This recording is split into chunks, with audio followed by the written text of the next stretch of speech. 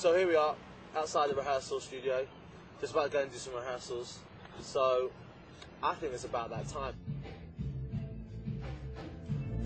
She's hot, bumped up on that face is the lick, and she knows it cause she be looking.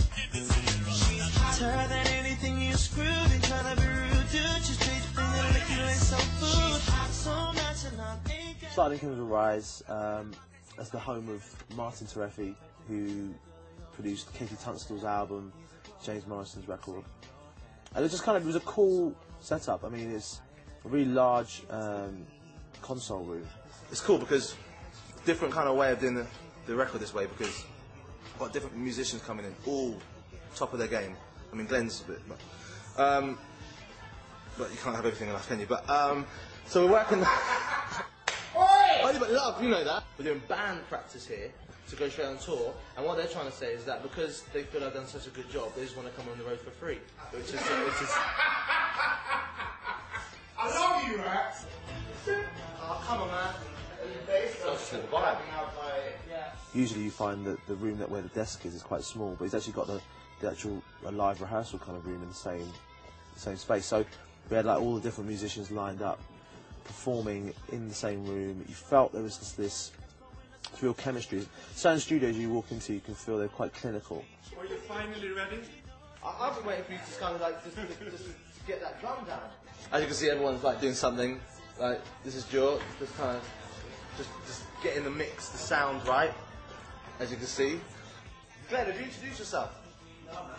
I think it's your time. I'm going to stand up there. Martin, he's got his headphones on. Funny you could actually hear me through the headphones, that he was doing so much work that you actually could hear what I was saying again through the headphones. It's weird, that, isn't it? It's just like, I don't know. But yeah, Martin's the plays drums, puts the beats together, which is wicked, all the way from Sweden. Where's Tommy from? Nashville. But it really felt like a proper band, rehearsing and then performing live and then capturing the takes. We probably did 2 or 3 takes of recorded takes of that, which we then would choose the best one, and that was it. So you just had to make sure you performed. Imperfections made you hold back, moving the guys when they be saying you ain't all that. Now they be wishing they could get a piece of that, looking hot for everyone to see. Turn on anything you screwed and trying to be rude, dude. Your straight finger licking like soul food. So natural, ain't got a front. Well, the recording the album's going pretty well. I mean, the musicians aren't really doing that much. I mean, I don't think they're really bringing that much to the table. Sorry, man. It's like I'm losing myself every time we put in front of a camera. And I think just that it was magical what we were able to create in there.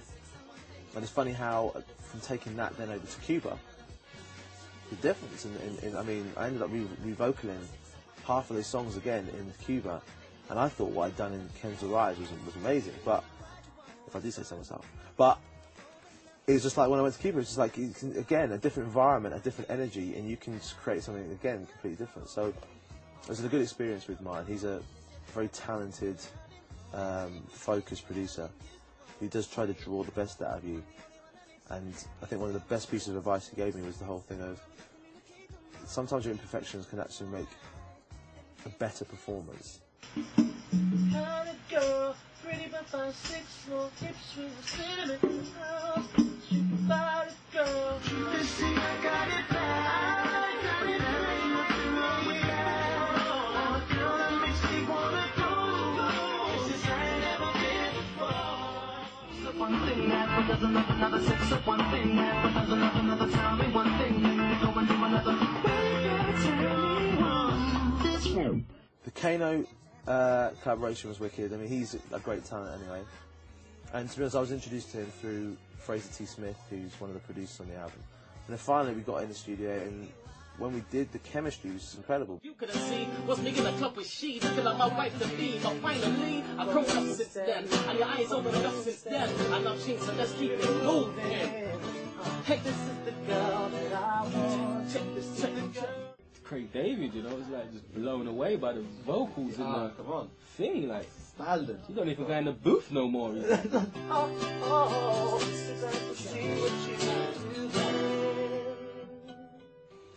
Cuba was a great experience. I mean, if you haven't been to Cuba, I I definitely recommend it. I recommend going easy on the ice in the mojitos because the water's a bit funny and it can play up with your stomach.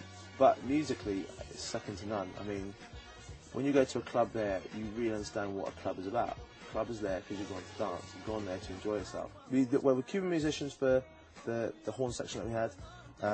One of the original members of the Buena Vista Social Club was playing percussion, and his son, and there was another young player, a piano player who played incredible. It was almost he could play with his eyes shut, and just the things he was doing, the speed that he was doing, was just like, is this guy for real?